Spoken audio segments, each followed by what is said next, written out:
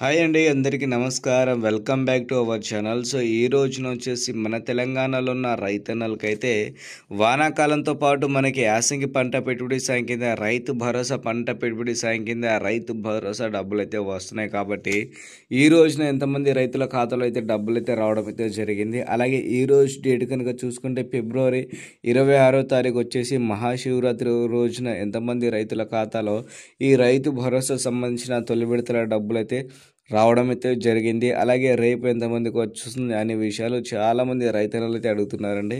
So మొత్తానికి వచ్చేసి ఈ రోజున అసలు వచ్చిందా రాలేదా, దాంతోపాటు మొన్నటిదాకా వచ్చేసి ఎంతమంది రైతుల ఖాతాలో ఈ రైతు భరోసా సంబంధించిన డబ్బులు అయితే వచ్చాయని చాలామంది రైతులు అయితే అడుగుతున్నారు. ఇంకా కొత్తగా పాస్ పుస్తకాలు పొందిన వాళ్ళు అయితే ఉంటారు కదా, సో వాళ్ళు కూడా అడుగుతున్నారండి మాకు కూడా రైతు భరోసా సంబంధించిన డబ్బులు వస్తాయా రాదా అని.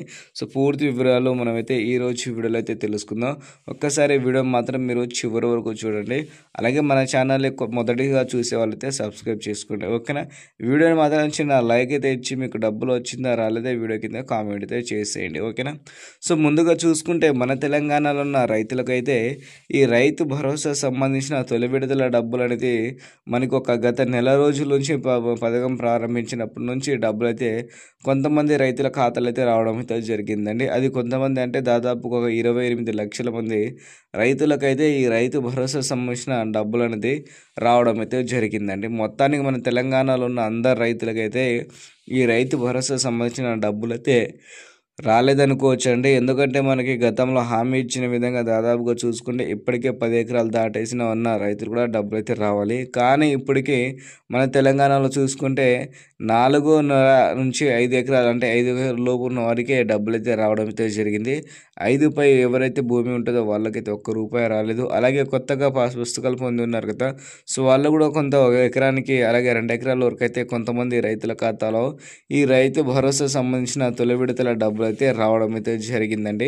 సో అక్కడక్కడ వచ్చేసి కొంతమందికి అయితే వస్తుంది, మరి కొంతమందికి అయితే రావడం అయితే లేదు.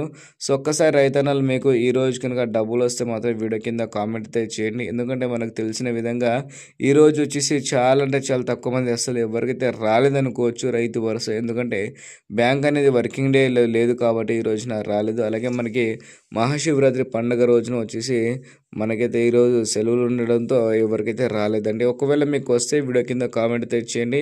అలాగే మిగతా వాళ్ళకి ఎప్పుడు వస్తుందంటే మళ్ళీ మనకి సోమవారం రోజు నుంచి ఈ రైతుల ఖాతాలో ఈ రైతు భరోసా సంబంధించిన డబ్బులు అనేది రావడం అయితే జరుగుతుందండి, ఓకేనా. సో ఇలాంటి ఇన్ఫర్మేషన్ కోసం మీరు మన ఛానల్కి అయితే తప్పకుండా వెళ్ళి సబ్స్క్రైబ్ చేసి డైలీ అయితే ఫాలో అవ్వండి.